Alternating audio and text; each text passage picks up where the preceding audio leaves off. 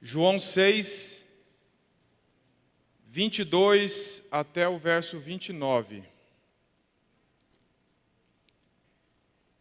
João 6, 22 a 29, com o título de Jesus, o pão da vida.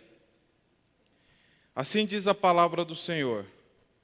No dia seguinte, a multidão que ficara do outro lado do mar notou que ali não havia senão um pequeno barco e que Jesus não embarcara nele com seus discípulos, tendo estes partido sós. Entretanto, outros barquinhos chegaram de Tiberíades, perto do lugar onde comeram o pão, tendo o Senhor dado graças. Quando, pois, viu a multidão que Jesus não estava ali, nem os seus discípulos, tomaram os barcos e partiram para Cafarnaum à sua procura. E, tendo-o encontrado no outro lado do mar, lhe perguntaram: Mestre, quando chegaste aqui? Respondeu-lhe Jesus: em verdade vos digo, vós me procurais não porque vistes sinais, mas porque comestes dos pães e vos fartastes. Trabalhai não pela comida que perece, mas pela que subsiste para a vida eterna, a qual o Filho do Homem vos dará, porque Deus, o Pai, o confirmou com o seu selo. Dirigiam-se, pois, a ele, perguntando: que faremos para realizar as obras de Deus? Respondeu-lhe Jesus: a obra de Deus é esta, que creais naquele que por ele foi enviado. Vamos orar. Senhor, que novamente nos colocamos diante do Senhor, diante da Tua santa palavra, pedindo ao Teu Santo Espírito que nos ilumine, que sopre as verdades deste texto à nossa mente, ao nosso coração, para que possamos crer que realmente Jesus é o Filho de Deus, para que possamos crer que o Senhor é o nosso alimento, e possamos sair daqui mais saciados, com a fé renovada e fortalecida na pessoa de Jesus. Oramos em nome do Teu Filho amado. Amém. Meus irmãos, em continuação com o estudo de João, nós vimos no último domingo o episódio de que Jesus andou por sobre o mar. E ali nós somos muito edificados com a mensagem do Adriano sobre vários princípios e vários ensinamentos que nós tivemos ali para aquietar o nosso coração, para descansar no fato de que Jesus é Deus. E continuando agora, nós vamos aprender com essa passagem aqui das Escrituras algumas verdades. A primeira delas é que muitas pessoas procuravam a Jesus e ainda procuram a Jesus por interesses meramente pessoais e materiais. Nós vamos ver o perigo disso. Nós vamos ver também que Jesus não se deixa enganar pela busca externa, mas conhecia e ainda conhece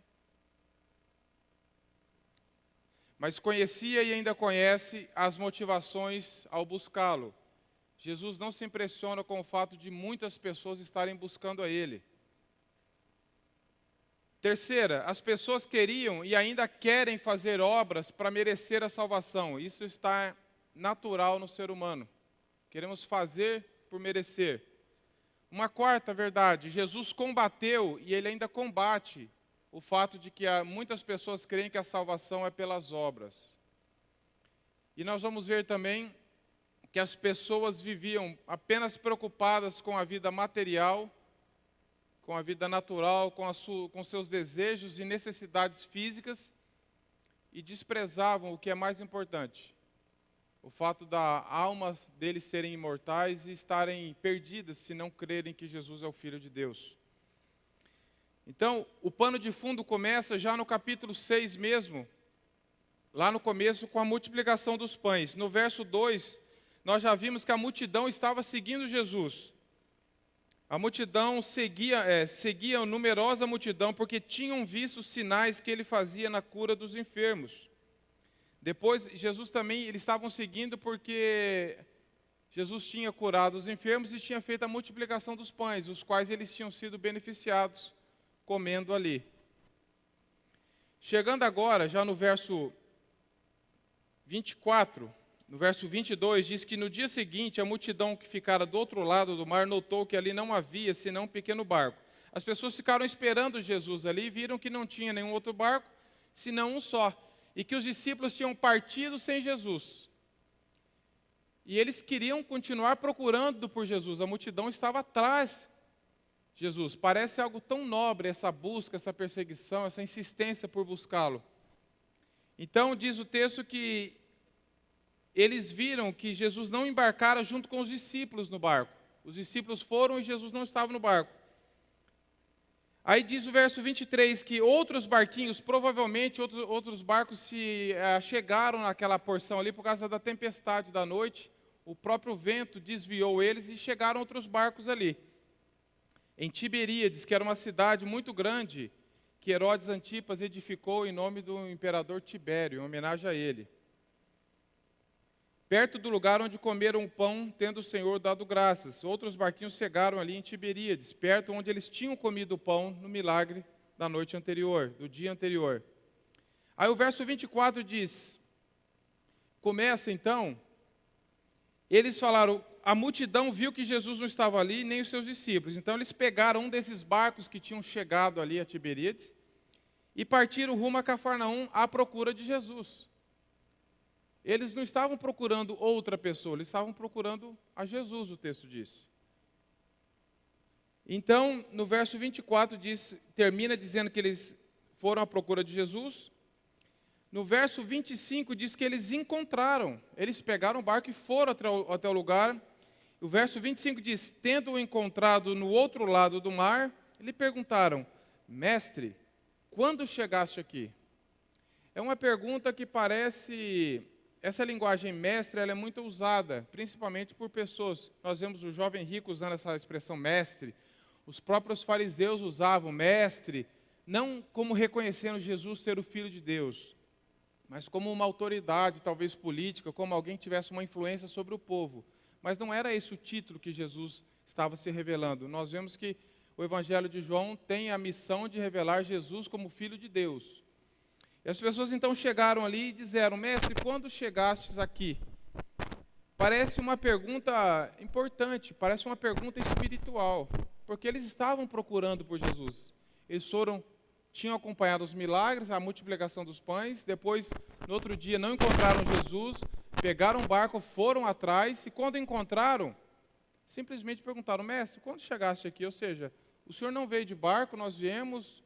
Parece que ignoraram até o fato de Jesus mesmo pudesse andar sobre as águas até lá, já que uma distância de uma cidade para outra era mais ou menos 15 a 16 quilômetros. Então, nós vemos agora, com esse pano de fundo, por essa busca da multidão de Jesus, nós vemos essa pergunta, mestre, quando chegaste aqui?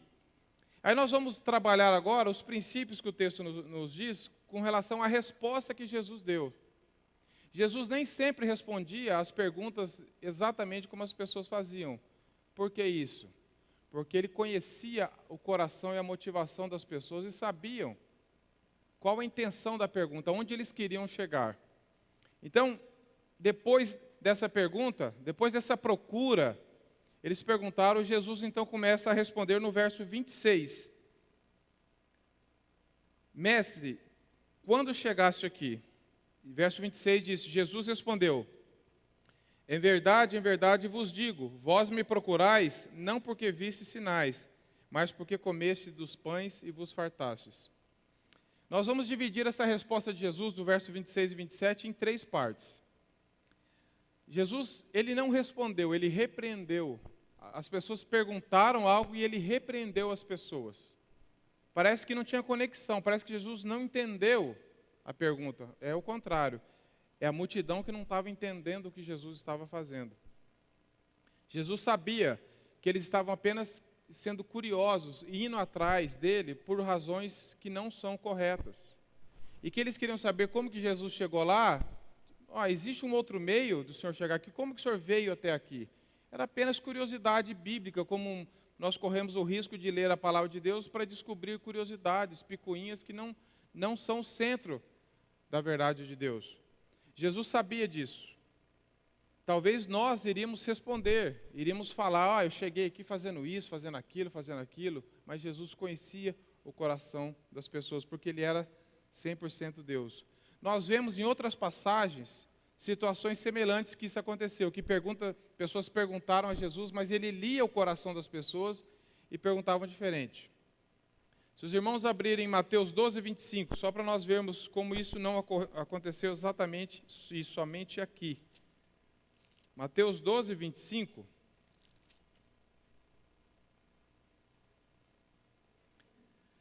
Com relação aos fariseus, no verso 24, diz assim: Mas os fariseus, ouvindo isso, murmuravam: Este não expele demônios, senão pelo poder de Beelzebu, maioral dos demônios. Jesus, porém, conhecendo-lhes os pensamentos, disse: Todo reino dividido contra si mesmo ficará deserto, e toda cidade ou casa dividida contra si mesmo não subsistirá. Depois, no capítulo 22, 18, de Mateus mesmo. É importante nós vermos como que Jesus conhecia e ainda conhece onde nós queremos chegar, as motivações do nosso coração com o que fazemos e falamos. Mateus 22, 18. 17 diz assim: Diz-nos, pois, que te parece? É lícito pagar tributo a César? Jesus, porém, conhecendo-lhes a malícia, respondeu: Por que me experimentais, hipócritas? Veja como as pessoas faziam perguntas querendo experimentar Jesus, mas Jesus lia o pensamento deles e ia direto no ponto. Temos também Marcos 2,8, para quem está anotando, Lucas 6,8, 11, 17, e no próprio Evangelho de João 2,25, que está aqui perto, nós podemos acompanhar.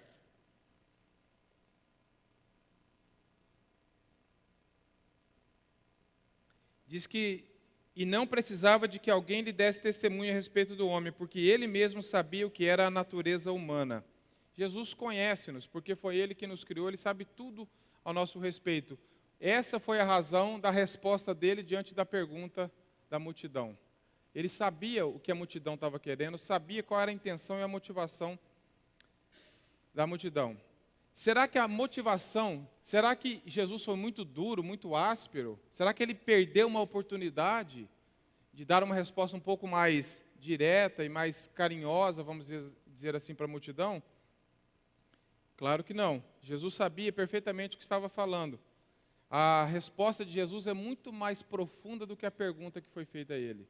As pessoas estavam querendo saber: como que o senhor chegou aqui? Ele falou assim: vocês não estão entendendo o que está acontecendo.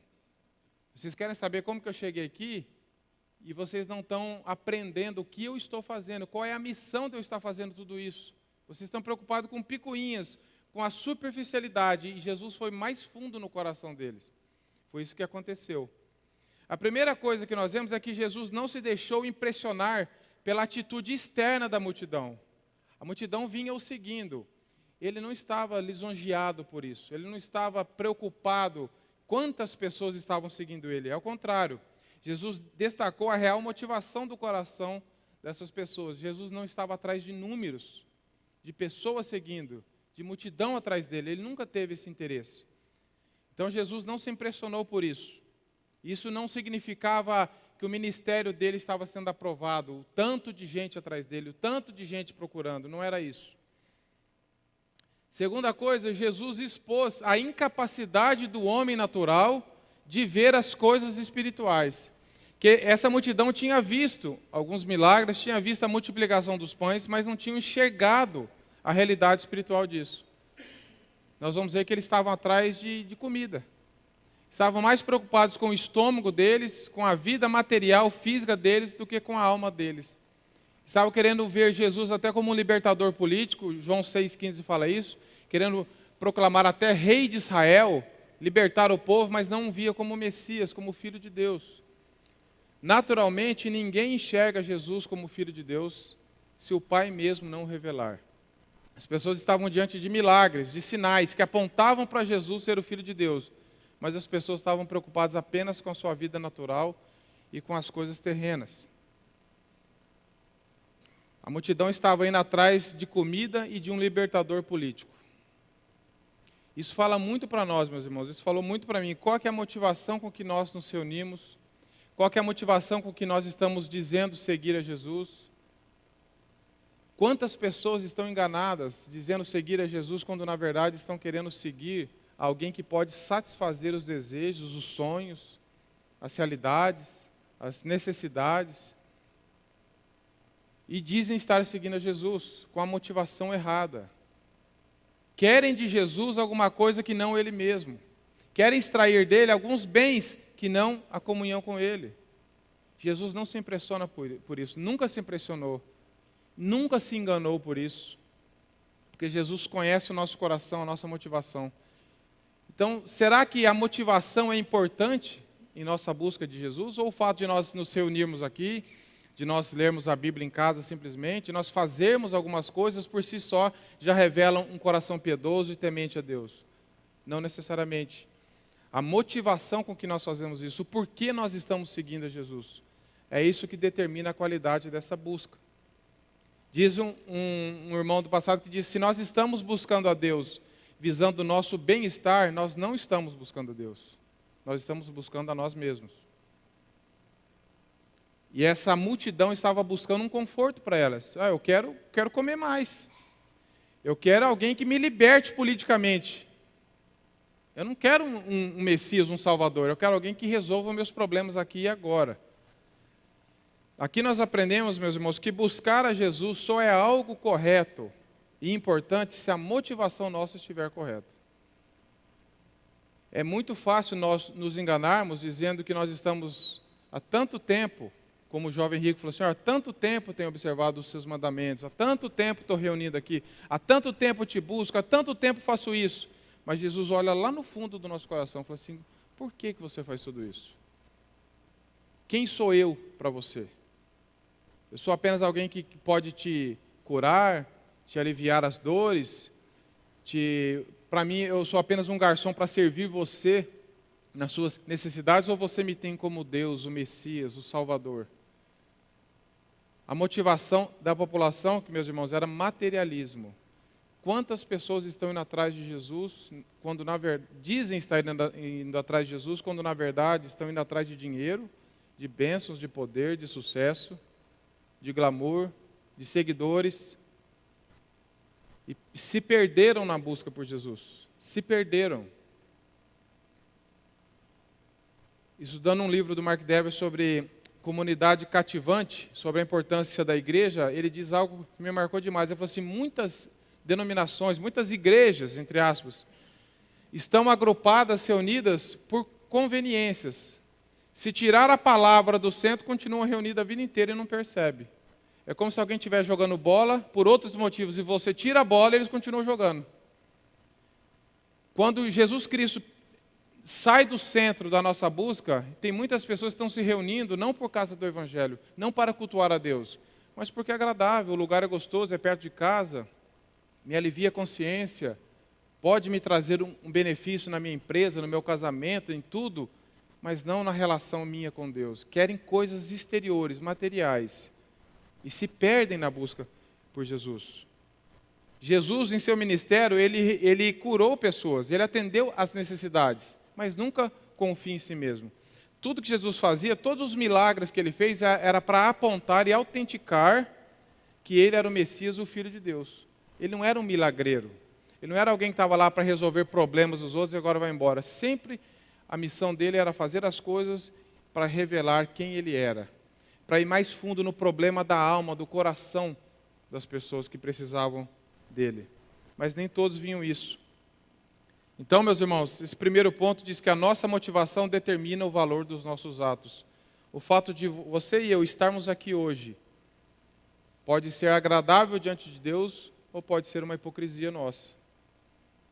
Se o que nos trouxe aqui é algo que não é uma busca pelo próprio Jesus, se é algo externo, se é algo superficial, pode ser um perigo isso. Eu vou ler só um trecho pequeno, mas os irmãos procurem depois, sobre esse assunto, um artigo de A.W. Tozer, tem na internet, que chama A Absoluta Importância do Motivo. A absoluta importância do motivo. Olha o que ele fala. A prova pela qual toda conduta será finalmente julgada é o motivo.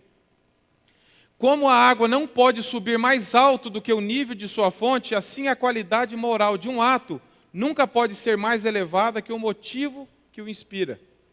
E ele conclui, os crentes, especialmente aqueles muito ativos, frequentemente devem separar tempo para sondar a sua alma, a fim de certificarem-se dos seus motivos. Muito solo, ele está querendo dizer, muito solo de cantoria, muito solo em igreja é cantado para exibição. Muitos sermões são pregados para mostrar talento. Muitas igrejas são fundadas com um insulto contra outras igrejas. Mesmo a atividade missionária pode tornar-se competitiva e a conquista de almas pode degenerar, tornando-se uma espécie de marketing eclesiástico para satisfazer a carne. Veja como ele vai no cerne da questão do motivo. Por que nós pregamos? Por que nós cantamos? Por que nós nos reunimos? Por que nós ofertamos? Por que nós viemos aqui? E ele diz, resumindo, nós podemos dizer que aos olhos de Deus, nós somos julgados não tanto pelo que fazemos, e sim pelos motivos pelos quais fazemos. Não o que, mas por que será a pergunta importante que ouviremos. Por que você se reuniu? Por que você disse que me amava? Quando nós crentes comparecermos no tribunal a fim de prestarmos contas dos atos praticados enquanto estávamos no corpo, será essa a pergunta. Por que você me seguia? Então isso fala muito para nós. Se nós não vemos que Jesus era Deus, tudo que nós fizermos, oração, leitura, são obras mortas. São tentativas frustradas e cansativas nossas de estarmos procurando com a motivação errada, porque Jesus nos conhece. 1 Samuel 16:7 diz que, quando na escolha de Davi, fala assim, o homem vê o exterior, mas Deus vê o coração. A Bíblia é muito clara com relação a isso. Por que nós fazemos ou por que nós deixamos de fazer certas coisas. Por que nós buscamos a Deus? Nós precisamos ser honestos. Salmo 51:6 diz que Deus ama a verdade no íntimo. Nós precisamos aprender a praticar a verdade e pedir, Senhor, qual que é a motivação com que eu faço as coisas? Qual que é a motivação com que eu vim aqui? Qual que é a motivação que eu leio a Tua palavra? A segunda parte da resposta de Jesus é o verso 27a. Diz, trabalhai não pela comida que perece, mas pela que subsiste para a vida eterna. Aqui nós vemos que Jesus confronta um modo de viver simplesmente para esse mundo e para os prazeres dessa vida. O ciclo vicioso pode nos pegar. Trabalho para comer e como para trabalhar. Acordo, trabalho e durmo. Acordo, trabalho e durmo. E a gente vai vivendo esse ciclo que não tem finalidade. Esse é o ciclo de quem não conhece a Cristo. Eu acordo cedo para trabalhar, aí eu como para ter energia, para no outro dia trabalhar de novo e vou vivendo a vida ignorando o fato de que existe uma eternidade, existe algo mais nobre com que eu deva me preocupar. Mas isso é um erro, Jesus não está condenando o trabalho. Muitas pessoas podem dizer, então, ou eu só trabalho visando coisas espirituais, ou será que eu paro de trabalhar? São interpretações totalmente erradas. Adão foi criado para o trabalho. Adão já trabalhava.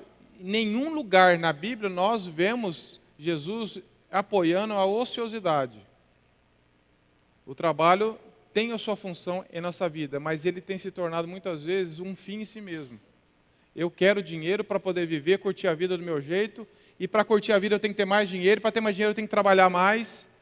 E nós entramos num ciclo que Deus é excluído. Aí quando a empresa está falindo, eu lembro de Deus. Eu passo a minha vida terrena e eu começo a viver pela metade, porque quem vive só olhando aqui para baixo, não vive a vida completa que Deus tem para nós. Então Jesus não está condenando o trabalho, ele está dizendo o seguinte, vocês só estão preocupados com os benefícios materiais que o trabalho dá para vocês. Vocês estão esquecendo da alma de vocês. Vocês ainda não viram o mais importante, aquilo que dá sentido para o trabalho de vocês, para a vida de vocês. Aquilo que deve motivar o cristão a trabalhar não é o salário no final do mês. Isso é uma coisa mais material, mas visar glorificar a Deus no trabalho, saber que a ociosidade não é uma ordem de Deus, e que nós podemos servir as pessoas com o nosso trabalho.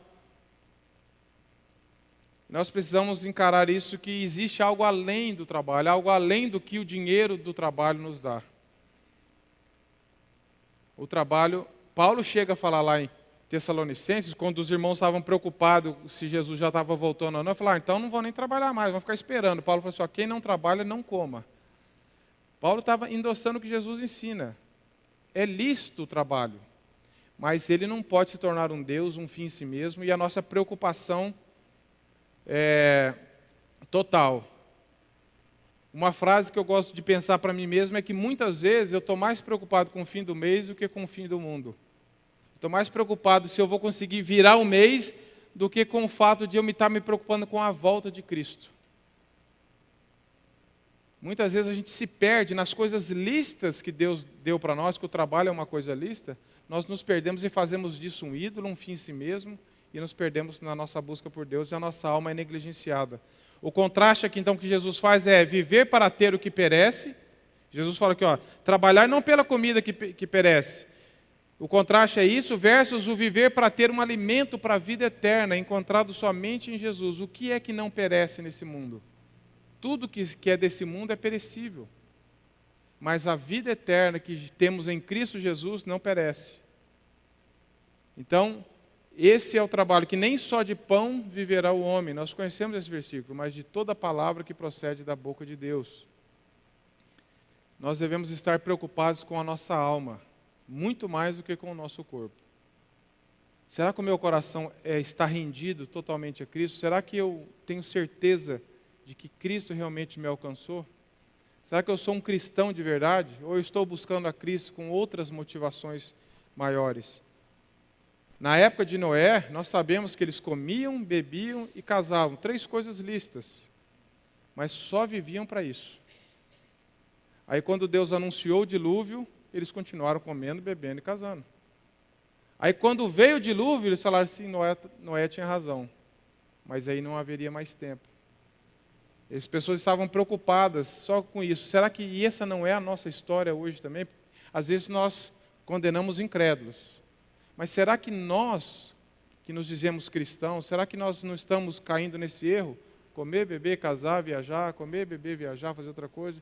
E a nossa alma, e a nossa busca por Deus, e o nosso coração, e a nossa mente.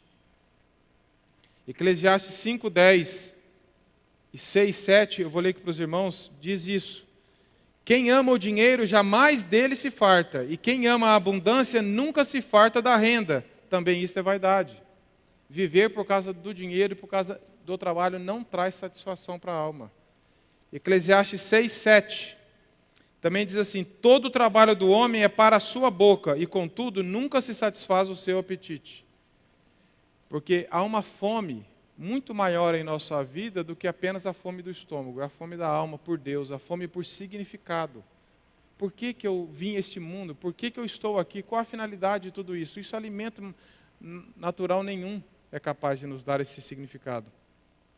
O profeta Isaías, lá no capítulo 55, verso 2, já disse, por que gastais o dinheiro naquilo que não é pão e o vosso suor naquilo que não satisfaz?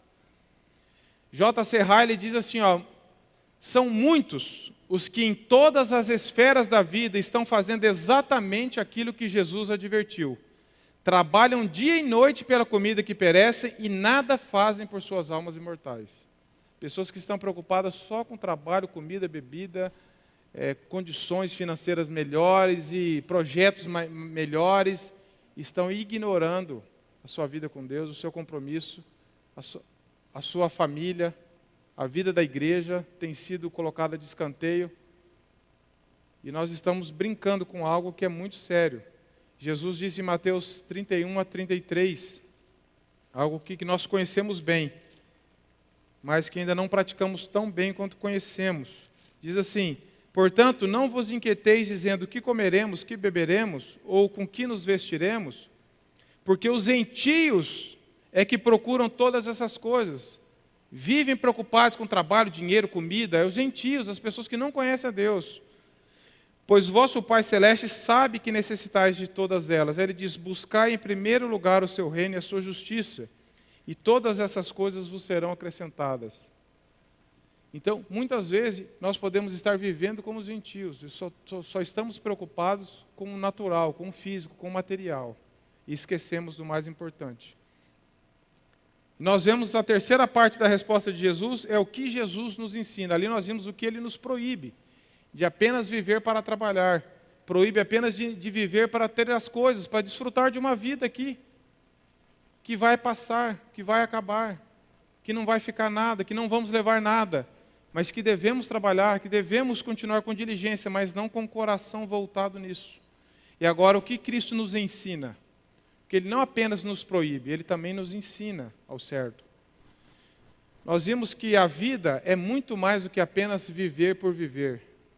Viver, acordar, trabalhar, comer, passear, a vida é muito mais que isso.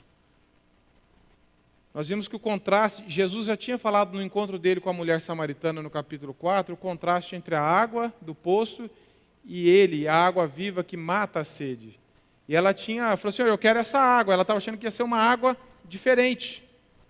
Ela ainda não tinha entendido que quando ela cresce em Jesus, quem Jesus era, ela nunca mais teria sede por nenhum outro significado. E aqui o povo estava entendendo errado. Eu falei, então eu preciso trabalhar, me fala o que eu preciso fazer para ter isso. Então Jesus falou assim, não trabalhe pela comida que perece, mas pela que subsiste pela vida eterna, o qual o Filho do Homem vos dará, porque Deus o Pai o confirmou com o seu selo. O verso 28 aqui sugere de forma bem clara que eles estavam pensando em termos de trabalhar para alcançar mérito. Mas Jesus, de imediato, lembrou da necessidade de fé e não de obras. Nós vemos que a alma é imortal e nenhum trabalho satisfaz isso. Por isso que Jesus não estava ensinando uma forma de trabalho manual, natural, que fosse satisfazer a eles. Olha, que eu vou mostrar para vocês um trabalho diferente que vocês podem fazer, que vocês mesmos vão ser saciados. Não era essa a ideia.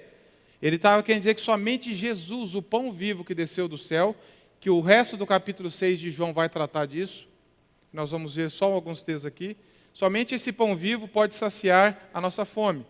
Pelo que então devemos dedicar? Devemos abandonar o trabalho nosso de forma alguma. Nós devemos apenas tirar o coração dele e colocar o nosso coração em Cristo para ele ter um novo significado. Para nós colocarmos as prioridades. Qual é a dedicação nossa nas coisas espirituais? Quanto tempo você e eu temos investido em nosso compromisso e nosso conhecimento de Deus? O quanto que nós fazemos durante o dia é visão da eternidade com Deus. O quanto a nossa mente é ocupada pelas verdades do alto, como diz Colossenses 3:1. Pensai nas coisas do alto.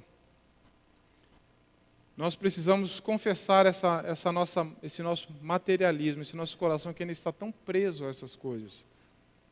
Eu tive que fazer isso, meus irmãos, porque quando nós lemos essa passagem, às vezes a gente condena essa multidão. Mas é tão fácil viver como essa multidão hoje, ir atrás de Jesus por coisas materiais. É tão fácil nós estarmos iludidos em meio à massa, dizendo que estamos buscando a Cristo, enquanto nós vivemos apenas para isso, para as coisas da terra. Existem duas classes de fome, a física e a espiritual, e a multidão estava pensando só na fome física. Jesus estava querendo dizer, existe um pão, existe alguém que vai saciar todo esse desejo por significado que vocês estão buscando, que vocês não vão encontrar em lugar nenhum.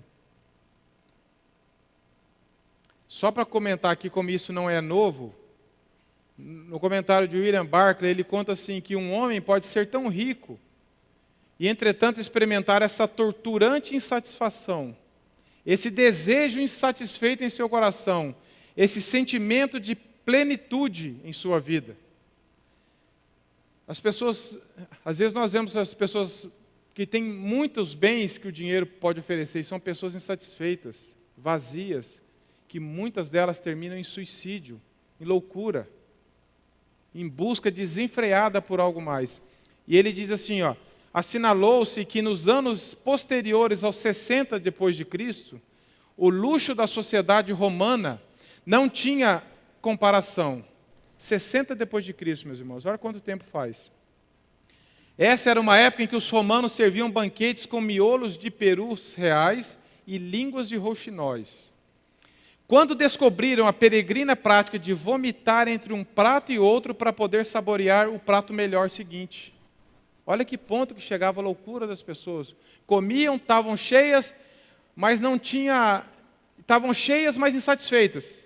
Então, vomitavam para poder caber mais comida, para tentar se sentir satisfeito de novo. E diz que as comidas que custavam milhares de dólares eram moeda corrente. Foi nessa época em que uma pessoa ali, Punil, relata que uma mulher romana se casou com um vestido tão ricamente bordado e encravado com pedras que custou o equivalente a $1 milhão. Tudo isso tinha uma razão só, uma profundidade de insatisfação, uma fome que nada podia saciar. Procuravam algo que lhes produzia emoções novas e que desse um gosto novo à vida, porque eram imensamente ricos e estavam imensamente famintos. Que triste, meus irmãos, se isso tem sido o nosso caso, buscando saciar em coisas dessa vida. Quanto mais temos, mais sede teremos, mais insatisfeito ficamos sem Cristo. Isso é uma prática que vem antiga, porque esse pecado tem vindo desde o Éden. Procura por significado longe de Cristo. Procura por felicidade fora de Cristo. Procura por alegria fora de Cristo. Todas as pessoas estão à procura disso. Todo mundo está querendo procurar alegria em alguma coisa. Porque não existe só a fome do estômago. Não existe só a felicidade em ter coisas, que isso é passageiro. Existe uma fome por significado. As pessoas estão sem identidade. E a nossa identidade está em Cristo. Nós somos novas criaturas, fomos justificados, estamos sendo santificados. Essa é a nossa identidade em Cristo. Não é o que eu tenho, o que eu sou, quem eu represento, os títulos que eu tenho. É Cristo que me dá significado, é Cristo que nos dá significado. Alguns textos, para vocês anotarem que quiser, João 6, 33 e 35, nós já lemos. Depois o verso 51, do capítulo 6 mesmo de João, olhem aí. Jesus dizendo, eu sou o pão vivo que desceu do céu. Se alguém dele comer, viverá eternamente. E o pão que eu darei pela vida do mundo é a minha carne. Eu sou o pão vivo que desceu do céu. Se alguém comer dele, viverá eternamente. Quem encontra Cristo não tem necessidade de mais nada. Esse é o pão vivo que desceu do céu, que tira essa nossa busca desenfreada por significado em coisas, em títulos, em bens, em casamento, em família e tudo. Tudo isso, coisas lícitas que Deus nos deu, muitas delas, mas que não nos satisfazem plenamente a parte de Cristo. Por isso que o texto diz, buscar em primeiro o reino de Deus. E a garantia de que nós podemos confiar é que o final do texto 27 diz assim, porque Deus, o Pai, o confirmou com seu selo. Jesus tinha autenticidade, Jesus era Deus. Vários textos que dizem, o Pai e eu somos um, eu vim fazer a vontade do Pai. Jesus não era alguém sem identidade, que estava ensinando alguma coisa que, tipo assim, quem é você para estar ensinando isso? Ele era o Deus encarnado, ele tinha a aprovação do Pai, ele e o Pai eram um. Ele foi o Filho que veio a esse mundo encarnado, o Deus que se fez homem. Por isso ele tinha toda a autoridade para fazer isso. Porque ele foi enviado pelo Pai para essa missão. E esse selo significa autenticidade. No mundo antigo, o selo valia mais que a assinatura. As pessoas selavam, tinha selos feitos de argila, joia e metais. Aquele selo que era dado em alguma coisa significava, isso é verdadeiro, isso é valioso. Por isso que Jesus usa essa figura do selo, que para nós hoje não tem tanto significado. Hoje talvez uma assinatura valha mais. Mas aqui está dizendo que esse selo foi dado por Deus. É Deus mesmo que enviou o seu próprio Filho, que é Deus, com essa missão. E nós vemos então agora a promessa de Cristo, nos versos 27 e 28. Nós vemos o que Cristo nos proíbe, nós vimos a importância do motivo da nossa busca por Deus, nós vimos o que Cristo nos proíbe de viver apenas para as coisas desta vida. Nós vimos o que Cristo nos ensina, que a vida é muito mais profunda do que nós fazemos com o nosso trabalho e tudo. Que nós devemos cuidar da nossa alma diante de Deus, nós devemos nos alimentar de Jesus Cristo. Ele é o pão vivo que desceu do céu, Ele que nos sacia, Ele que dá sentido à nossa vida e agora tem a promessa de Cristo. Verso 27, 28 e 29. Depois da resposta de Jesus, parece que os judeus ficaram um pouco perdidos sem saber o que fazer. Mas Jesus falou assim, não trabalhe por isso, mas trabalhe por uma coisa maior. E eles falaram assim, o quê? Então, no verso 28 diz, eles ainda estavam ali com Jesus. Tinham levado essa exortação, mas ainda estavam procurando entender. E diz o texto no verso 28 que dirigiram-se, pois, a ele perguntando, bom, se é assim, o que nós vamos fazer para realizar as obras de Deus? Mas eles ainda não entenderam. Essa questão de nós fazermos por merecer, Isso vem lá desde a oferta de Caim e Abel. Quando eles queriam ser aceitos pela oferta, pelo que eles tinham ofertado a Deus. De lá para cá, meus irmãos, desde o pecado há um desejo em nós, de muitas vezes, de entregarmos alguma coisa para Deus. O que eu preciso fazer? Eu quero fazer. Eu quero mostrar que eu sou capaz. Esse negócio de graça me humilha, eu não quero ser humilhado. Eu quero fazer por merecer. As pessoas estavam dispostas. Quando Naamã também queria ser curado da lepra, falaram para ele, vai lá, mergulha no lago. Ele estava disposto a fazer muito mais coisas. Quando ele falou assim, vai lá e faz isso. Só isso? Isso aí qualquer um faz. Vai lá e faz isso. Naamã então obedeceu e foi curado da lepra. Sempre há um desejo de nós de fazermos. Mas quando nós falamos assim, a obra de Deus é crer em Jesus Cristo. Isso nos humilha, então nós nos rebelamos contra isso. Não, eu quero fazer, eu posso fazer. Porque tudo aqui nesse mundo é meritocracia. Você chegou onde você chegou porque você teve mérito, você estudou, trabalhou, E aí quando nós nos relacionamos com Deus, nós queremos, pai, eu também quero mostrar que eu sou capaz. Qual foi a história do jovem rico? Jesus falou assim, mestre, o que eu faço para herdar a vida eterna? Jesus falou, faz isso, isso. Jesus sabia onde ele ia chegar. Ele falou, Senhor, isso eu tenho feito desde a minha juventude. Tem mais alguma coisa que eu não tenha feito? Jesus falou assim, tem, você está com o seu coração aí. Desfaz disso e me segue. Diz o texto que ele foi embora muito abatido. Ele falou assim, só seguir? Não quero. Não é só seguir, é abandonar para seguir. Então a promessa de Cristo é agora. Jesus falou a respeito de fazer as obras. Os judeus pensavam assim, vou fazer obras para merecer a salvação. Porque os judeus sempre creram que um homem bom levava uma vida boa e moral. E um homem bom que levava uma vida boa e moral podia merecer e obter o favor de Deus. Eles dividiam as pessoas em 3 categorias: os bons, os maus e os meia-bocas, os intermediários. Que se fizessem coisas boas, podiam subir para a categoria dos bons. Então tinha que ver como que você está fazendo, como que você está vivendo. E eu me lembro, meus irmãos, que há muitos anos,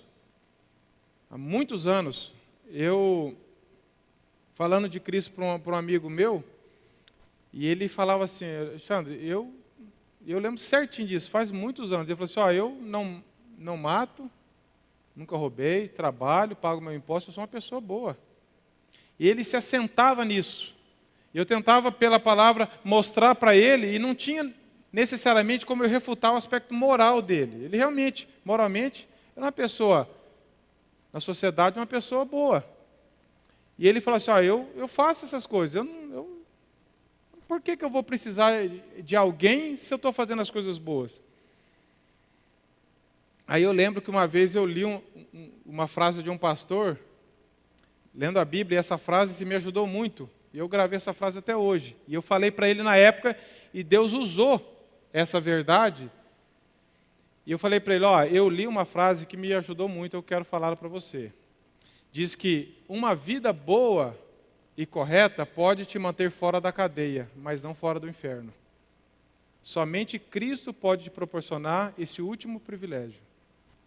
Você tendo uma vida boa, você não vai ser preso, você não vai ser processado, você não vai ter teu nome no Serasa, mas isso não garante salvação. É somente a pessoa de Cristo que te torna um filho de Deus e pode te livrar da condenação eterna. Ele, na hora, obviamente, não aceitou muito bem, ficou meio assim. Mas como que Deus faz as coisas? Deus o alcançou, hoje eu continuo sendo amigo dele, e até hoje ele está nos caminhos de Deus. Não estou falando que foi por causa dessa frase, mas estou falando como que Deus usa essas verdades na nossa vida para nos falar que o moralismo não é cristianismo, mas o cristianismo nos torna pessoas moralmente melhores, porque ele trabalha em todos os aspectos da nossa vida. Um cristão que dá mau testemunho no trabalho, que deve, que rouba, que faz tudo, tem que questionar a sua salvação. Mas alguém que é bom paga suas contas, vive em dia, tem uma família, cuida dos filhos, acorda cedo para trabalhar, não necessariamente é um cristão. Se ele não rendeu, se Deus não se revelou a ele. Essa que é a questão aqui. Então, nós vemos que no Novo Testamento há sempre um contraste entre fé e obras. Romanos fala isso, João fala isso, Efésios fala isso, que ninguém é salvo por obras. A Bíblia não deixa margem em seu contexto para isso. Nós vemos em Mateus 7, 22 e 23 essa verdade. Nós vemos em Romanos 3, 20. Olha o que Romanos diz. Romanos capítulo 3, verso 20. Visto que ninguém será justificado diante de Deus por obras da lei, em razão de que pela lei vem o pleno conhecimento do pecado. Gálatas 2,16 fala isso, Efésios 2,8 fala isso e Tito 3,5 também fala essa verdade. Efésios 2,8 fala uma verdade bem conhecida, de que a salvação é pela fé, não vem de obras para que ninguém se glorie. Mas as pessoas estavam aqui, obras, obras, obras. O que eu quero, o que eu tenho que fazer, as obras para ser salvo. A multidão estava preocupada em se salvar. O que eu preciso fazer para alcançar? Ela não entendeu que Jesus estava falando, que tudo que Jesus fazia estava apontando para ele como Filho de Deus, que eles precisavam crer nele. E é interessante que eles perguntam assim, quais as obras de Deus? Verso 28, no plural. Eles estavam querendo uma lista de regras. Senhor, fala as obras, fala as coisas que nós temos que fazer aí. Isso, que conforme eu for fazendo eu vou ticando. Já fiz. Aí Jesus responde. Jesus respondeu, a obra de Deus, no singular. Jesus está falando a obra de Deus, não é a obra sua. A obra do homem tem que ser essa. Ele está falando a obra de Deus. A obra de Deus no coração do homem é essa, que creia em Jesus. Não tem lista, pode ou não pode. Se eu cumprir toda a lista no final do mundo, quando Jesus fala assim, minha lista está aqui. Isso é religião, isso não salva ninguém. Ele está, quais as obras? Jesus falou assim, a obra de Deus é esta, é ter fé em Jesus. Mas os judeus não notaram que no final do verso 27, olha o que diz o final do verso 27, a qual o Filho do Homem trabalhe pela comida que não perece, que subsiste para a vida eterna, a qual o Filho do Homem vos dará. Não é a qual vocês vão conseguir, não é a qual vocês vão conquistar, é a qual o Filho do Homem vos dará. Então, nós vemos que nós somos salvos pelas obras do Pai, do Filho e do Espírito Santo, não pelas nossas. É a obra de Deus no coração do homem, meus irmãos. Nada do que você e eu fizermos vai garantir a nossa salvação ou a nossa aceitação em Cristo Jesus. Nós somos aceitos apenas por uma única razão, pelo sangue de Cristo derramado em nosso favor, de forma imerecida. Não andemos por esse caminho. Senhor, o que eu tenho que fazer? Eu preciso ser melhor, eu preciso melhorar. Eu preciso fazer mais coisas, eu preciso ajudar alguém, eu preciso ir mais na reunião, eu preciso fazer mais coisas para ser aceito. Onde está Jesus nisso tudo? O que Jesus fez não vale? Você ainda está querendo fazer mais coisas? Nós precisamos crer nele. A vida eterna é crer naquele que o Pai enviou. Essas palavras de Jesus, então, meus irmãos, são de graça e de encorajamento para nós. Se por um lado elas revelam o nosso desejo natural, por outro elas mostram a graça de Deus. O Filho do Homem vos dará, a obra é de Deus. Jeremias 29:13 diz que buscar-me-eis e me achareis quando me buscardes de todo o vosso coração. 1 João 3:23, olha o que diz esse texto. Primeira carta de João 3:23.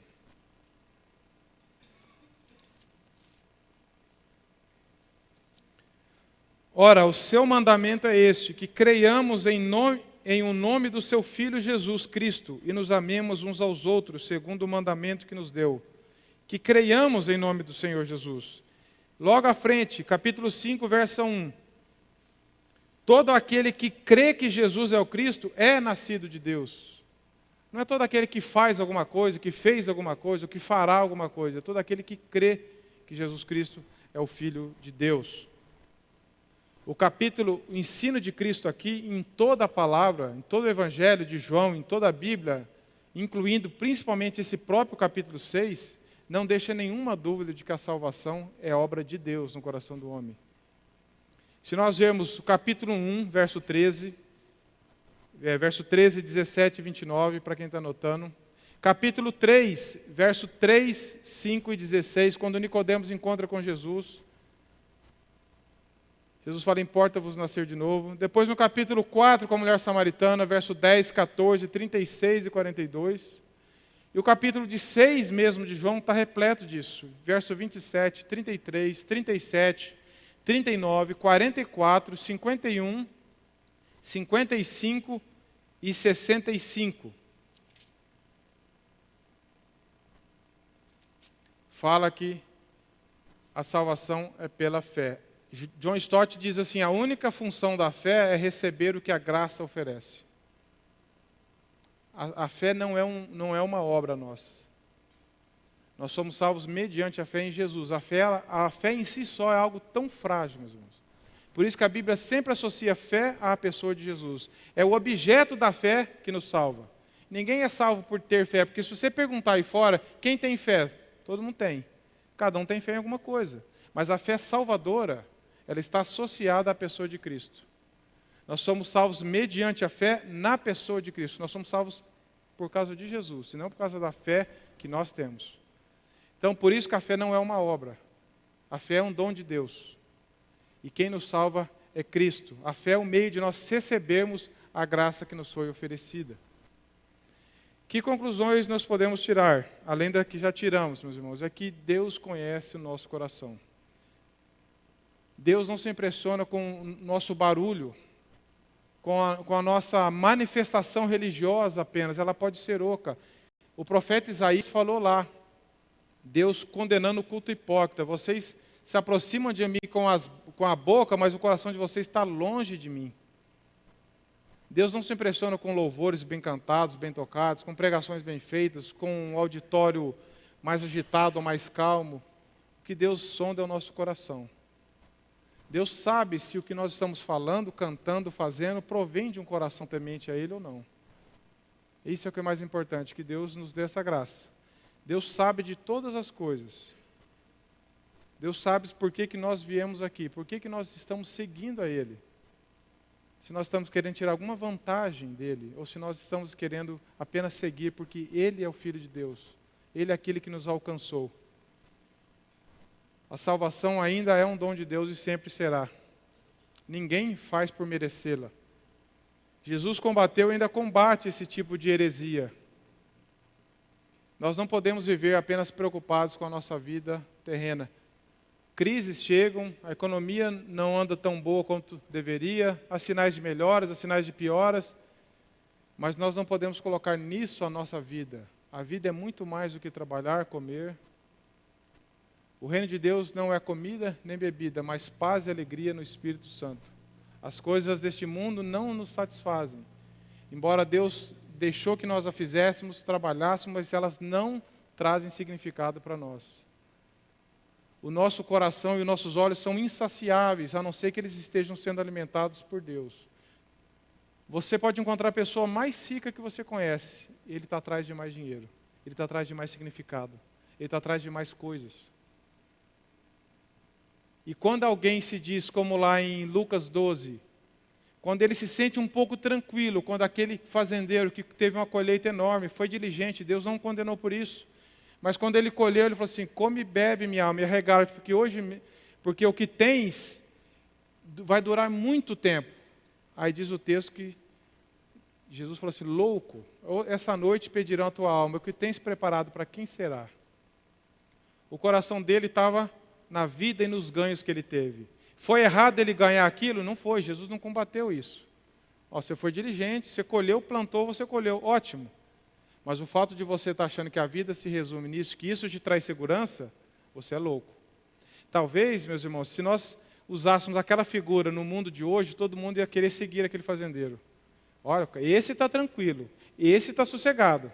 Jesus falou assim, você é louco, porque você está confiando em coisa que não te dá segurança. Você está confiando em coisas que para a eternidade não significa nada. Então, que nós não sejamos como esse louco, que estamos construindo a nossa vida na areia, em coisas perecíveis. buscando satisfação em coisas que vão ficar aqui, que podem escapar da nossa mão do dia para a noite. Quantas pessoas tinham tantos bens, trabalhavam por tanto nisso, que mesmo antes de morrer, perderam tudo e perderam o sentido da vida, porque foi embora com eles os bens, foi embora a vida. Que Deus ganhe o nosso coração e nos faça saber que Jesus Cristo é o Filho de Deus. Ele é o pão vivo que desceu do céu. E é Ele que nos alimenta, nos sacia e nos dá significado para viver aqui enquanto Ele permite que nós vivamos. Vamos orar. Senhor, ganha mais meu coração, o coração desses irmãos, para que nós possamos, Senhor, crer mais no Senhor e nos alimentarmos mais da Tua palavra e sermos guiados por ela e vivermos e trabalharmos com um novo significado, entendendo que o Senhor é o pão vivo que desceu do céu, é o Senhor que dá sentido para a nossa vida. Que nós possamos te buscar com a motivação correta, Senhor. Sonda os nossos corações, guia-nos pelo caminho eterno, guia por motivações puras, Senhor. Que nós não sejamos dúbios, Senhor, que nós não sejamos de ânimo dobre, Senhor. Que nós possamos olhar atentamente para o autor e o consumador da nossa fé e caminharmos nessa direção. Nos dê essa graça, Senhor. Em nome de Jesus. Amém.